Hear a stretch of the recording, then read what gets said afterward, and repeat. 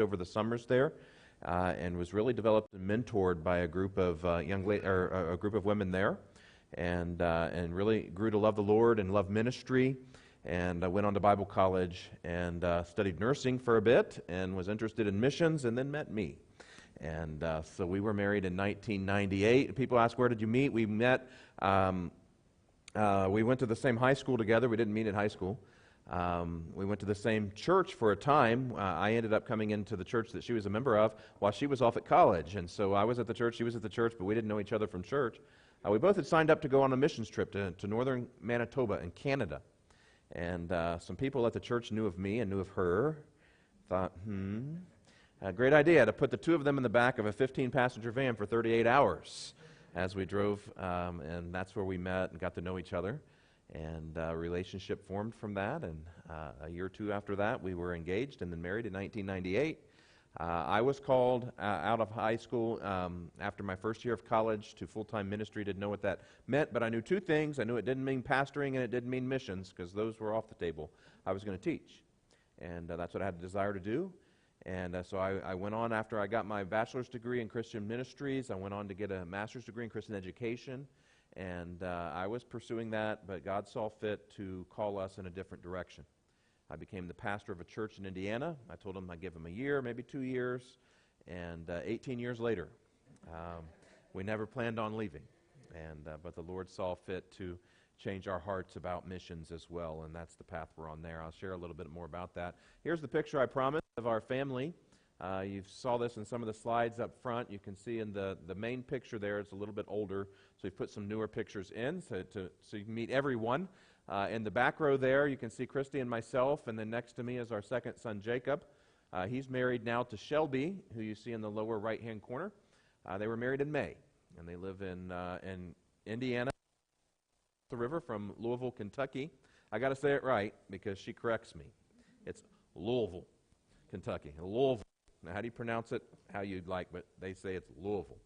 So they live just across the river there. He's in the trades. He works as a welder. She is a nurse assistant, and they're happily serving in a church there on the west side of Louisville. And that's where they're at. And in the center there is our third son, Zachariah. His head's chopped off because he's tall. And he just graduated from high school in June as a freshman at Faith Baptist Bible College, and is working on a 2-year associate's degree in Bible, and is considering doing the second year distance learning and joining us for language training in the first year of ministry in Peru, so if the Lord leads. So pray for him about that. Be with us. We need someone to help us with the homeschooling and some of the transitional issues, and he wants to be that person if the Lord would lead him to do that. So pray for Z, we call him. His name's Zachariah. We call him Z. My mom started calling him Z-Baby when he was little, and that stuck. He just doesn't like the baby part. So he's just Z. And Nicholas is next to him in the back, next to his wife, Rachel. They've been married for a few years now. They live in the house we own in Indiana, serve at our sending church, which is Washington Baptist Church. You'll see a slide for the church here in just a minute as well. They lead the music there and run the Awana program, and he works at a warehouse for Amazon, and she serves at a local church camp as a secretary there. So that's their role. So those are those who aren't with us. You see in the front row those who I've already introduced. So we won't go through them again. And you can see a more up-to-date slide there. We took the first picture when we started the process towards missions, and already needing to take new pictures as people are growing. And so the Lord is good, and He's providing. And we are very happy that He has given us the opportunity to be blessed with such a wonderful family. I served at this church. This is the church of 18 years I mentioned. I've got 25 years of pastoral ministry experience in southeast Indiana area. I was assistant pastor for a number of years before I took this church in Sunman, Indiana. Has anybody ever been to Sunman, Indiana? No, there's not much in Sunman, Indiana to see, but the church built on a property right on the interstate, figuring at some point the suburbs would move out, and they haven't. It's right in the middle of a cornfield. So off this interstate exit, you have a gas station and our church, and it's kind of out in a rural area. It's always been a bit of a rural church, but the Lord has blessed that ministry and really provided opportunities because the ministry was small. They couldn't afford a full-time salary, so I've always worked. So I had opportunity early on to be on a management team for the opening of the Answers in Genesis Creation Museum, if you're familiar with that ministry and the Ark encounter that they have built there. I got to sit in some of the round table meetings and discussing the ideas of even building an ark back in the early 2000s, and that was part of our ministry there. I served for 4 years with the ministry team, learning how to run a museum because they were building one and didn't know how. So they put 4 of us together, an operations team, and we got to see the museum opened and do some hiring and things there, learning how to clean things that are hard to clean and those sorts of things. So, selling tickets and queuing lines. That was my part of the ministry, but I was thrilled to be a part of that. In 2009, stepped off to be more full-time at the church, and the Lord blessed that. Also got to teach adjunct at the Bible College in Cincinnati, Temple Baptist College. Closed in 2011, but up to that point I was able to teach there. So this is our life. This is where we've been over the past number of years. But the Lord in about 2018 began to really put a burden in our heart to change our thinking, which shocked us because, we're getting ready to pay off the house and kids are getting ready to get married and have grandkids and those sorts of things. And we were just going to be planted there, we figured, but the Lord saw fit to change our hearts. In 2022, we made a move to step down from the ministry at New Testament Baptist Church to move on and pursue a mission work in Peru. And I'll share that work with you a little bit, but when we stepped down, we joined with the very first ministry position I had was Washington Baptist Church under Pastor Bruce Fitzsimmons in the late 1990s. I was this youth associate there, and when we stepped down at New Testament, they said, we will support you, we'll be your first supporting church, but we don't have the resources to be your sending church. And so I went back to who is now my friend and my former pastor and mentor, Bruce Fitzsimmons. He said, we'd be glad to have you. And so we are sent out of Washington Baptist Church in Elrod, Indiana. Has anybody been to Elrod? Okay, no. I was just checking. Maybe you needed some bait from Grandpa's bait shop, because outside of the church, that's the only other thing there. This sits on, US 50 runs from Cincinnati, Ohio, across Indiana towards Seymour, Indiana, at I-65 corridor. Washington Baptist Church is right on US 50, right in the middle of that. And so there's not much there. It's a crossover territory, but it's a farming community, and there's quite a population of farmers there. And this church has been effectively ministering to them over the years. It's a privilege to serve under Pastor Fitzsimmons in the 90s, and it's a privilege now to be serving there again as a missionary to Peru. You can see the slides on the right. This was our appointment ceremony with Baptist Mid Missions the summer of 2022. All right, I say those things fast because I don't like to talk about me. Let's talk about the ministry that God has called us to, and that's in Peru. This is the Bible college that we will be serving at in Peru. And when we were originally making plans to go to Peru, this was not where we anticipated going. It wasn't until last year in 2023 when we visited Peru that we actually stepped foot on this campus and realized this is the spot where God wants us to be. And let me share a little bit about that with you, this Bible college. Now, notice the word seminary there, Seminario Evangelico Bautista Independiente del Cusco. CEBIC, we call it, a lot easier to say. And notice the seminary there. In the Spanish-speaking world, a seminary doesn't mean, like advanced degrees, master's degrees, doctoral degrees, MDivs, and things like that. Seminary simply means an institute that teaches the Bible. And this is a Bible institute. Now, this is a ministry that has been started with the intention of training pastors. As churches are planted, pastors are needed. About half of the churches that we met in Peru and that we visited while we were there are without pastors now, and those that have pastors are under-trained, and they would tell you so. They desire more training, and so this institute serves those purposes. If you notice in the picture a couple of things there, the main building and on the left-hand side of the screen there, that is our chapel and where our classrooms and office area is for the Bible College. What you don't see off to the right and to the left in the peripheral here, we are in the staff housing. We were in the apartment, taking a picture out of at the campus here, and then off to the right and left, you would see the dormitories for the men and the ladies, and the dining halls and things like that are on the campus. But this is the main view of the center of the campus. You see off to the left there in the back is a creation museum.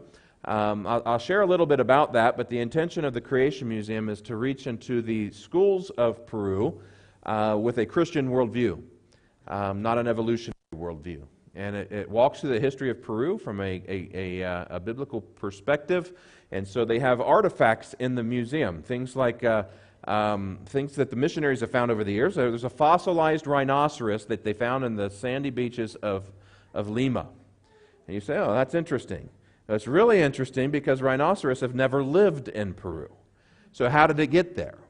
And so we share information. We feel like the Bible has answers for that. Well, if there was a flood that was over the earth and things were around, and you can explain that. If there wasn't, how did it get there? So we talk about those kinds of issues, and we're getting to the point where even the Christian schools are bringing groups through and learning the history of Peru from a biblical perspective. And so it's a really great ministry. Behind that building that you don't see in this picture is a Christian school that was built on our property as well. And so a lot of ministry takes place in this hub of ministry. They also hold the summer camps, as we would call them, on this property. So a lot of things happening here, and it's great to be a part. It'll be great to be a part of that ministry. This is the city that the Bible College is in. It's in Urubamba. And Urubamba is about an hour and a half drive north of Cusco.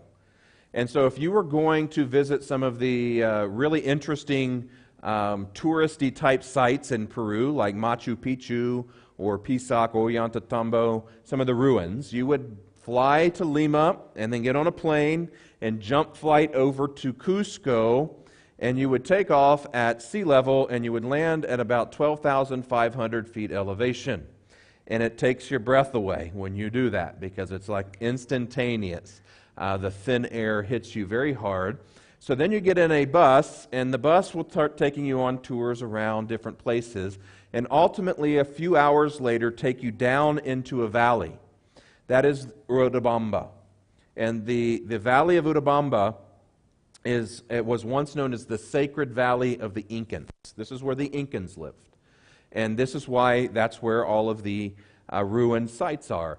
And so a lot of tourism comes through this city. So there is a corridor that has hotels and restaurants and all the touristy type things.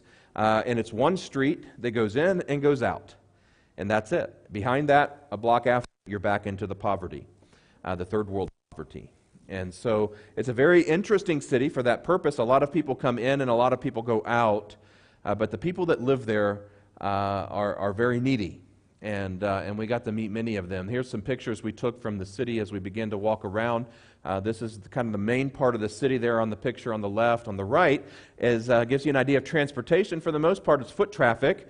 But they newer now, you're seeing more of these what they call moto taxis. So there's two seats in the back of that motorcycle and a driver up front. And for a few soles, you can toss a few soles at them. They'll drive you around town and take you. And they're all over the place. They're like little bugs. I call them road runners because in Peru there are traffic laws, but they aren't followed and nobody enforces them. So if you don't enforce the traffic laws, you just drive how you want to. So they use their horns a lot to let you know where they're at and where they're coming.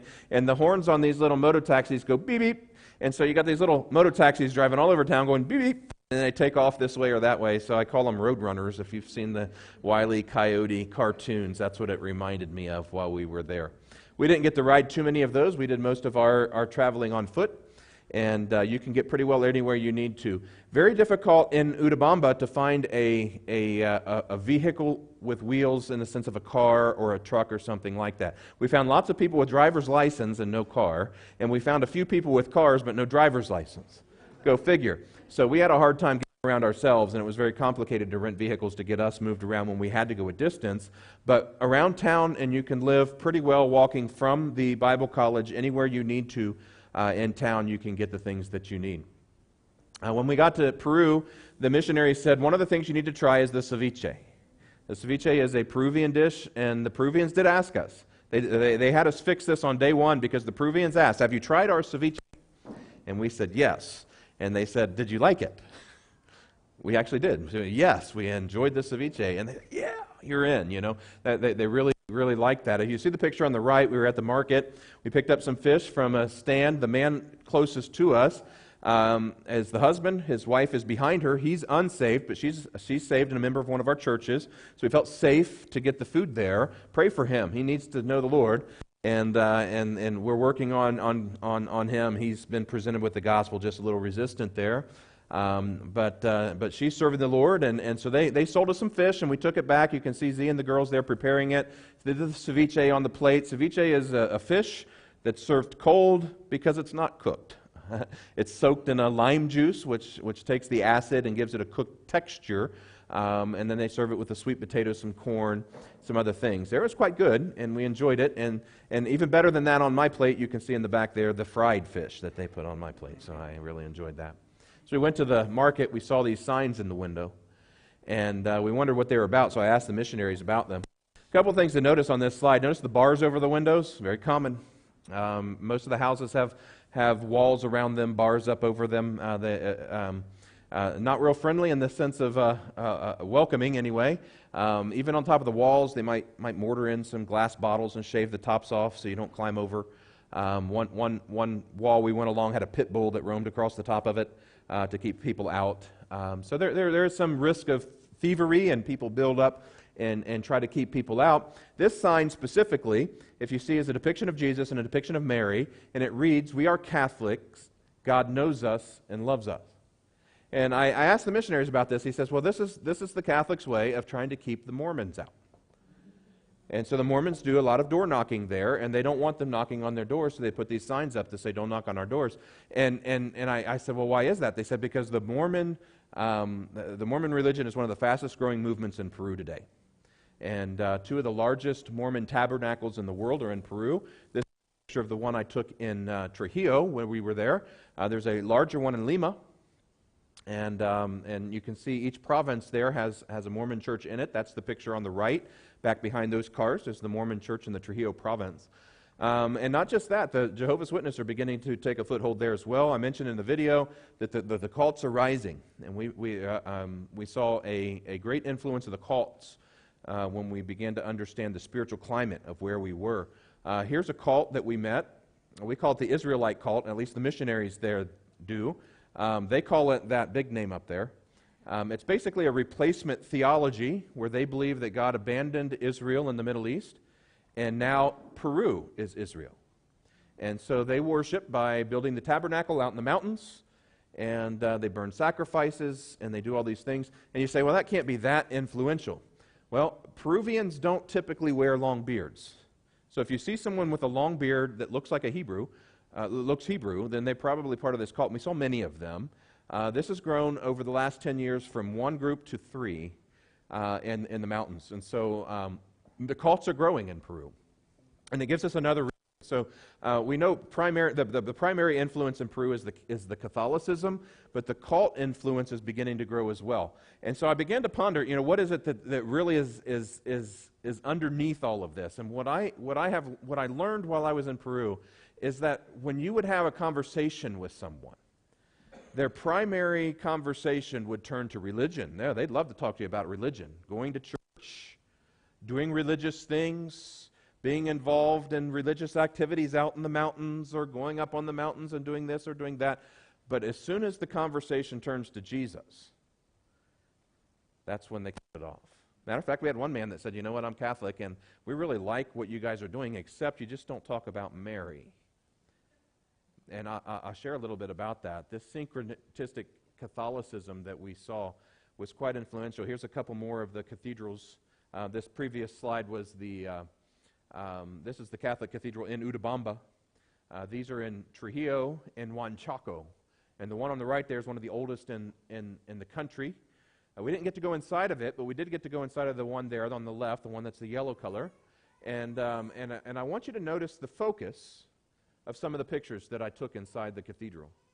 Notice here you have Jesus depicted on the left and Jesus depicted on the right and with the cross, but in the center of the focal point of worship is Mary, right? And of course we know that Jesus is the center of our faith, right? And we are to look unto Him, and He's the author and finisher of our faith. And it's not Mary that we look to, but Jesus that is the one mediator between God and man.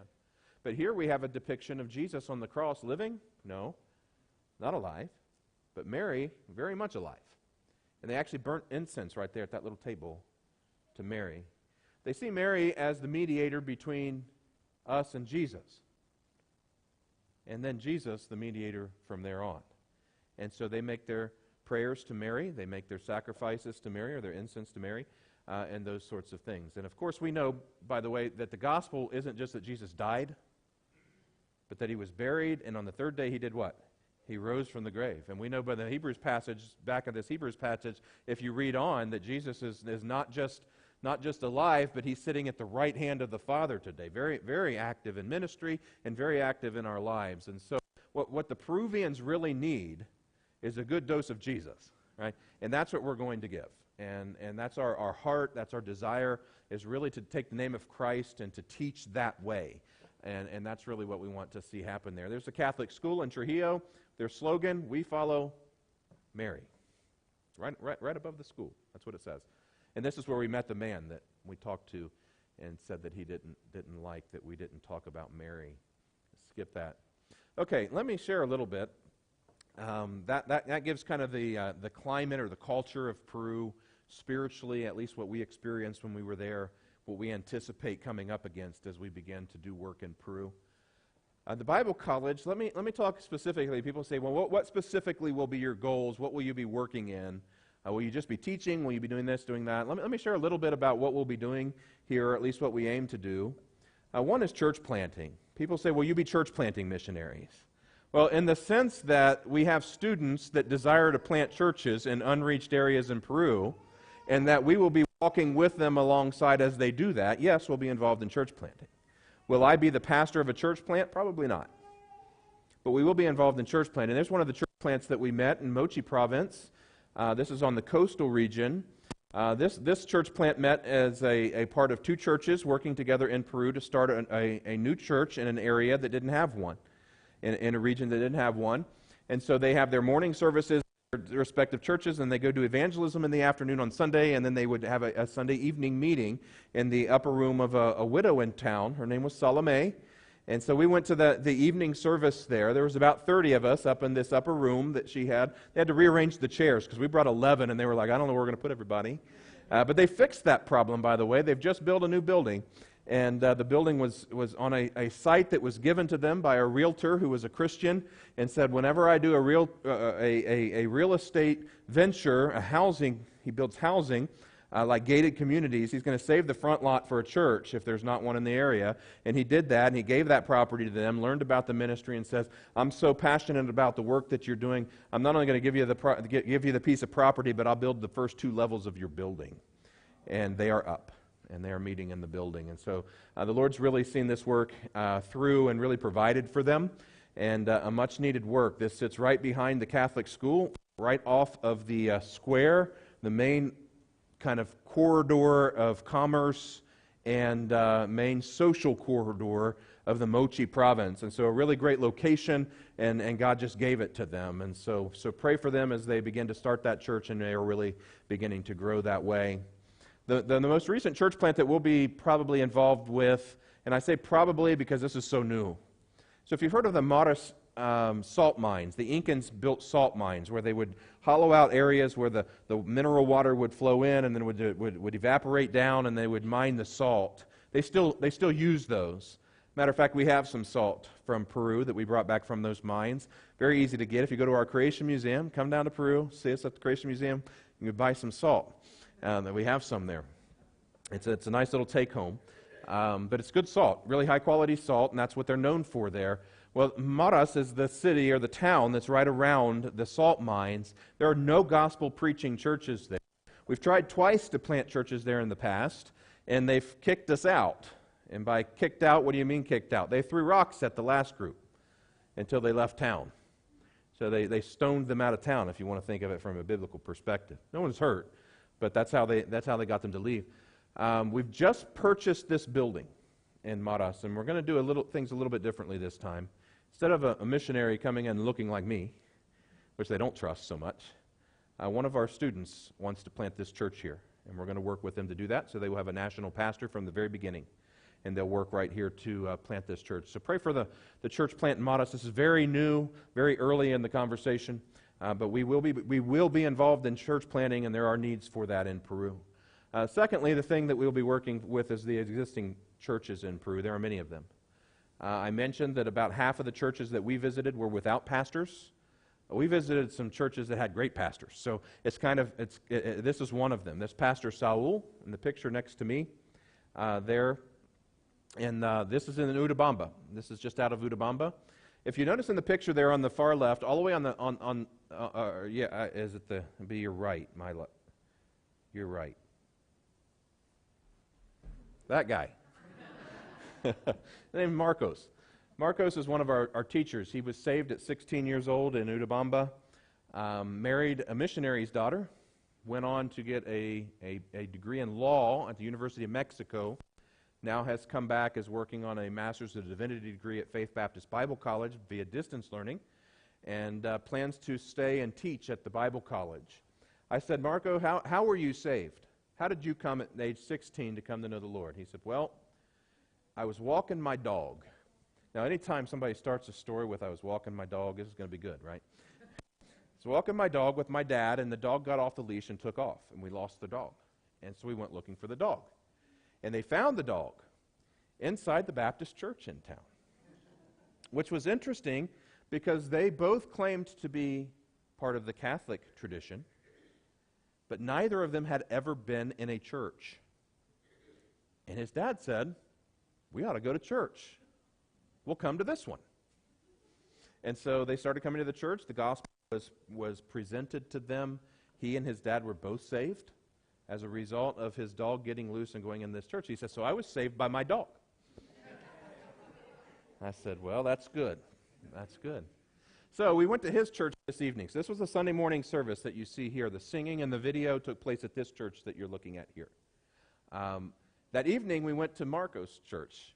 And I took this picture on the left. And in the middle of the service, sure enough, right down the center aisle, came this little checkered-looking dog. And it's because everything in Peru is open air. The windows, no windows, right? Maybe some bars up, but no windows. No doors. You just open things up. And so anything that's on the street can come right in. Matter of fact, this specific church is a house with a large courtyard behind it. They don't meet in the house except for a couple of classrooms. They meet in the courtyard just with some tarps that go down and create a lean-to. About 200 people meet in there every Sunday for worship. And a couple other things you can notice. Notice the pews on the left-hand picture, the hardwood, rough-cut lumber pews, right? And they've upgraded, right? They've upgraded. You can kind of see in the center picture there one of those white chairs. That's their version of these. So churches that have gotten rid of the pews and gone to the comfortable chairs here, that was their version. They go lawn chairs, white lawn chairs. And that's typically what most churches have now that they sit in Peru. So kind of an interesting note there. By the way, this was the second dog that came through. And so I don't know how many people at this church were saved because of their dogs, but it seems like the dogs seem to be pretty attracted to this church. I don't know. Maybe they put treats out just for that purpose. That's an evangelistic tool, I guess. Actually, the man in the front there on the left-hand side had a job. It was his job to sit on that corner, and as the dogs would come in through the door side, they'd come across the front, and he'd whack them, and they'd go out the back. He'd make sure they left and didn't linger around.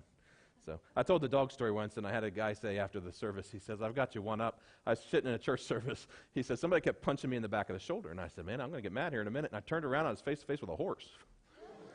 It's like, well, I didn't see any horses in Peru in church. That's never happened to me before, but apparently that horse ended up coming right down the aisle and disrupting the service there. So, discipleship. This is the last day we were in Peru. I got to preach the chapel at the Bible College. This is the after the service, they all gathered to take a picture and say, we want you to come back here. They said, those folks up north, they're going to pray for you, but we're going to pray harder. That's what they told me. And they must have, because the Lord really laid it on our heart to come back and to be a part of this ministry.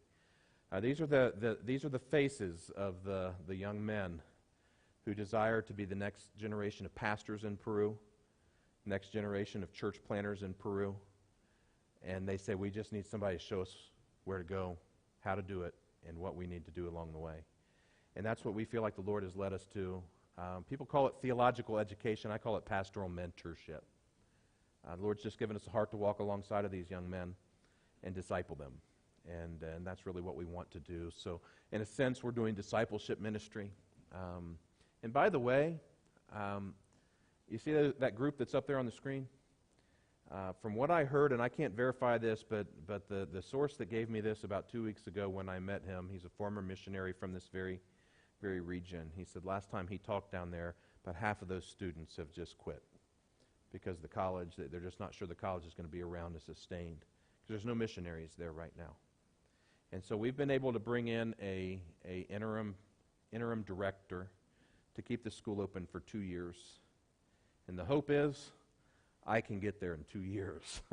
And so you'll see in our goals here pretty soon that we have some pretty specific goals and timing. This is why.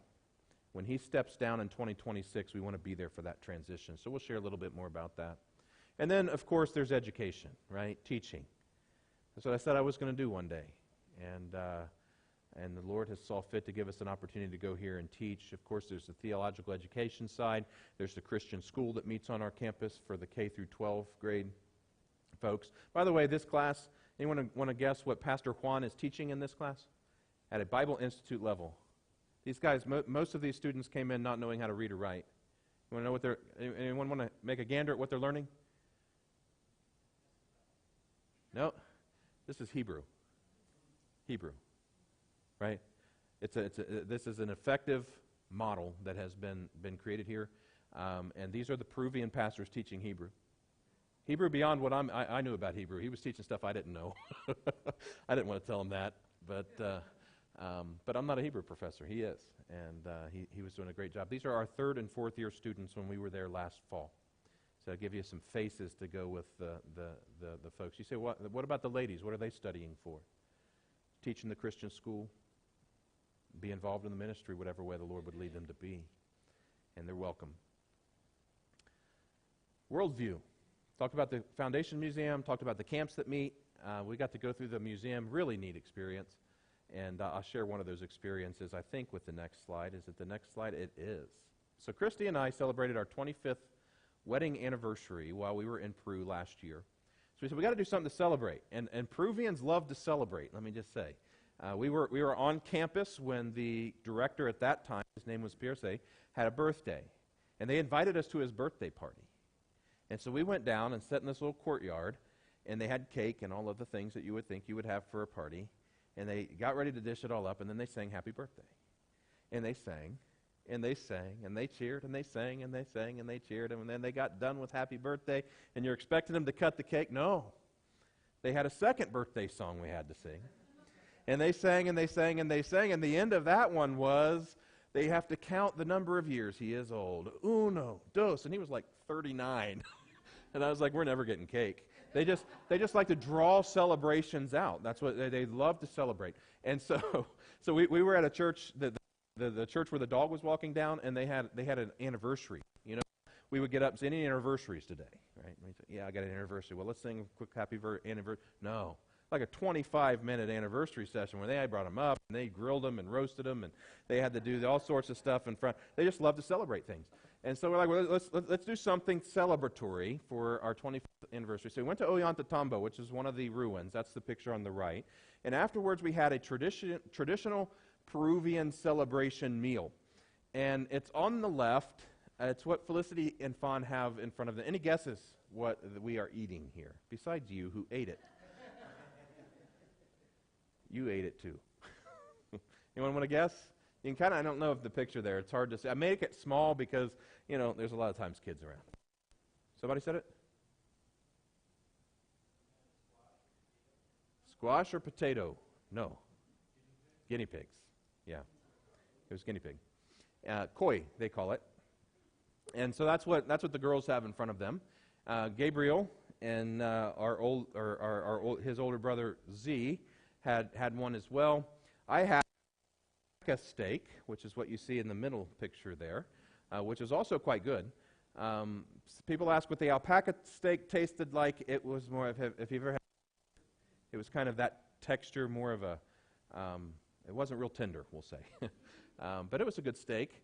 And then they ask what the koi tastes like. I'll leave these guys to tell you. What did the koi taste like?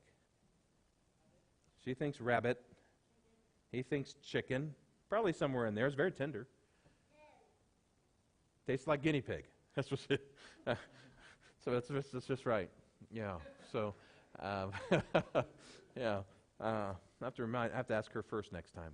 It tasted like guinea pig. And actually, if you go through our museum on campus, they show you how they used to raise the guinea pigs up in the mountains. And the reason for the raising of guinea pigs is you didn't have to feed them much. And so they actually had a little pen for them right under their beds. They had these small little rooms. They had a little bunk on one side, and the guinea pigs would land there. They would eat, and any food scraps they just chucked down there for the guinea pigs, and that was a meat source. Up in the mountains, not a lot grows there, not a lot lives there, and it was a way for them to sustain themselves. Now, it's just something you do every now and then for a special occasion, and we were able to do it while we were there. We had a great experience in Peru, really looking forward to going back there. Let me share a little bit about our goals, and then we'll have a few minutes for questions here at the end. I mentioned we have some support goals. I thought I fixed this, but I didn't fix this. We are at 68%. It says 56 there at the bottom. That's new. That just and those who gave us a call this coming week. We have specific goals we're trying to meet, and we're praying and would ask for you to pray with us that we can reach our 80% support level by January 1st. You say, why?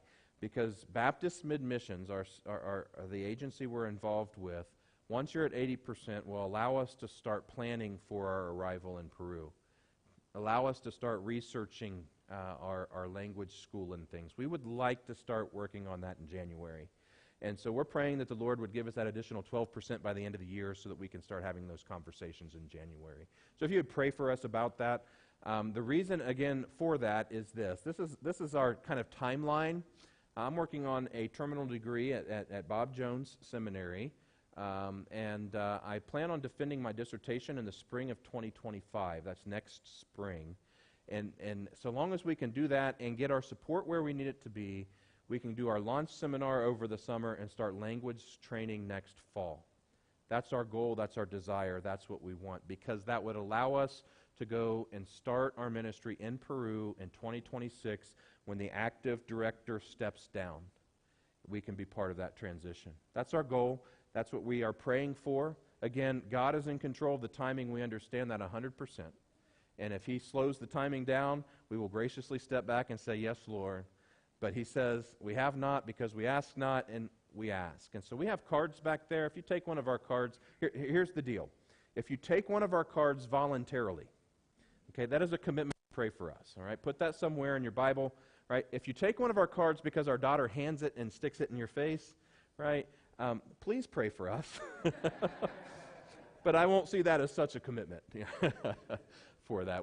So this is our timeline. We would love to be in Peru in 2026, and we're asking God for that. So if you would pray for us about that, we really appreciate that. So some prayer thoughts.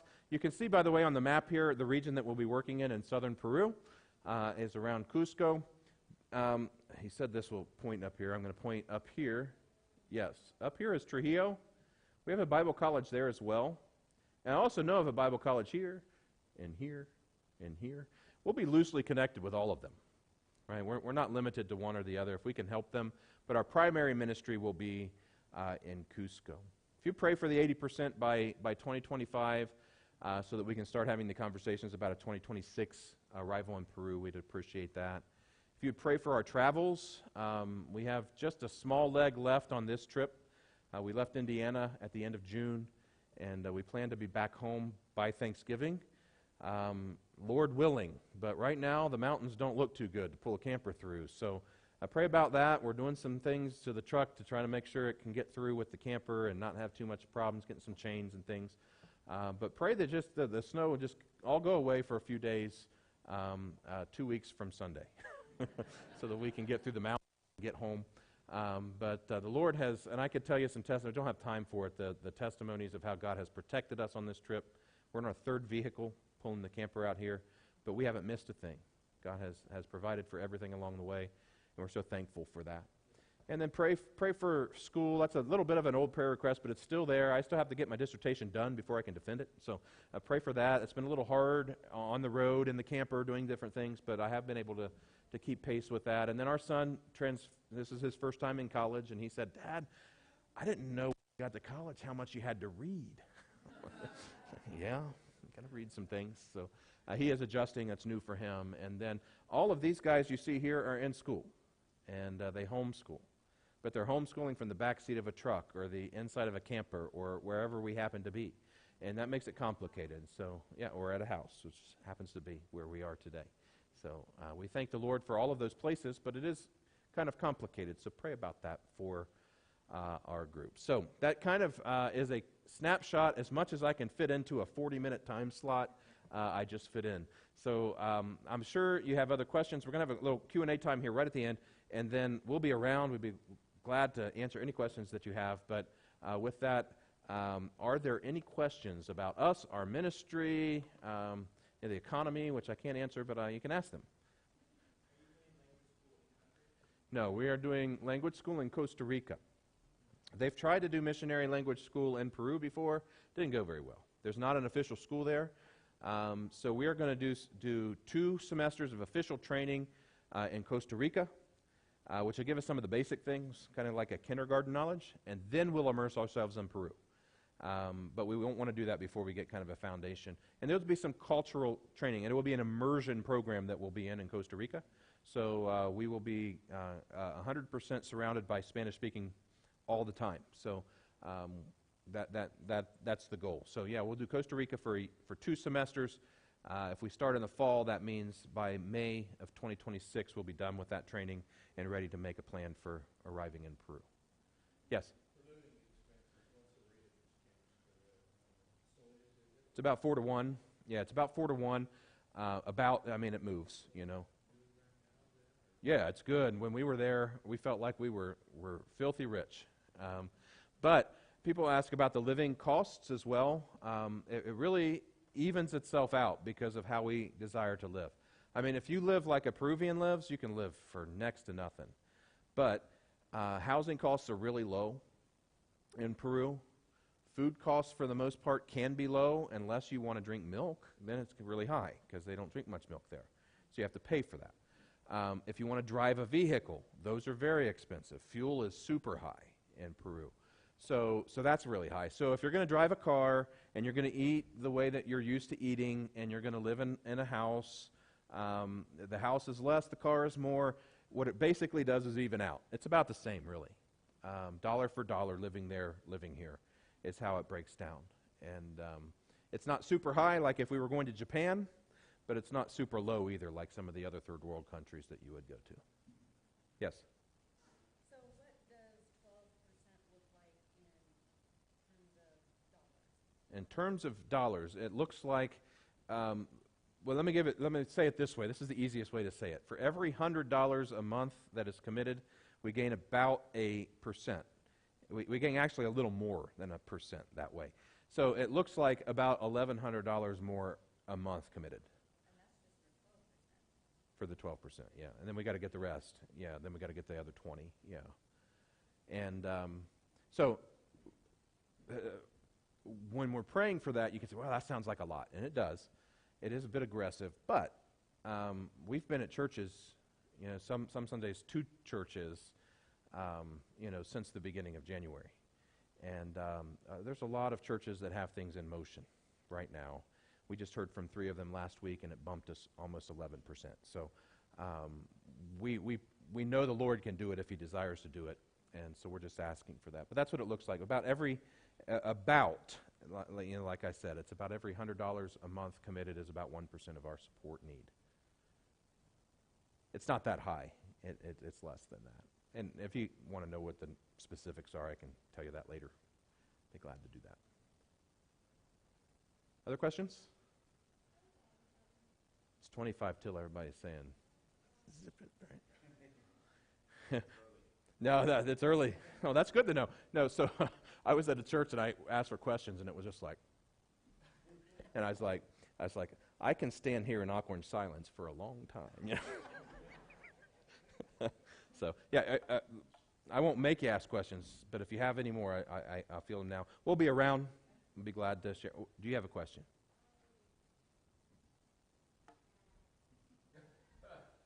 She says, you've never actually called on me before.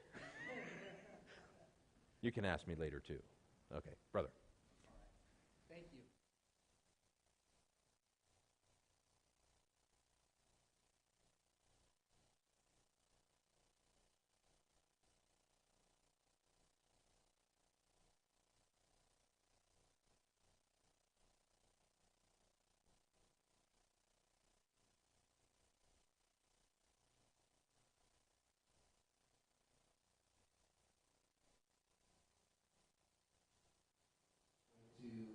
places that the missionaries never got to.